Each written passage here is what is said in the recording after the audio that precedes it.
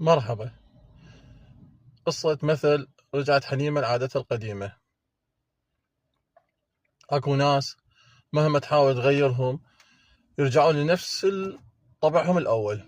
بس تدرون من هي حليمة اولا؟ وليش قصتها صارت مثل نرددها لحد هذا اليوم؟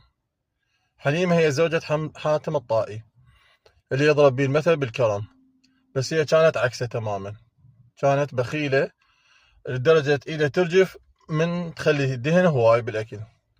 حاتم كان يريد يعلمها الكرم، قال لها الأقدمين كانوا يقولون كل ما تزيدين ملعقة الدهن بالأكل كل ما يطول عمرك، يعني الله يزيد عمرها قصده.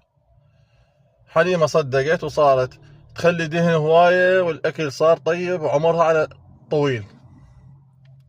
لكن بيوم مات ابنها الوحيد تمنت تموت وراه، فقامت تقلل من الدهن حتى تخلص عمرها بسرعة.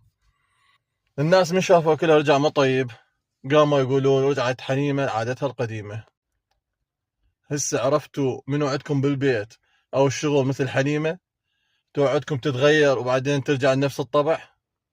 شاركوا هذا الفيديو يا حليمة اللي تعرفوها وقولوا لها كافي عاد. تابعوني باكر قصة جديدة وفي مال الله.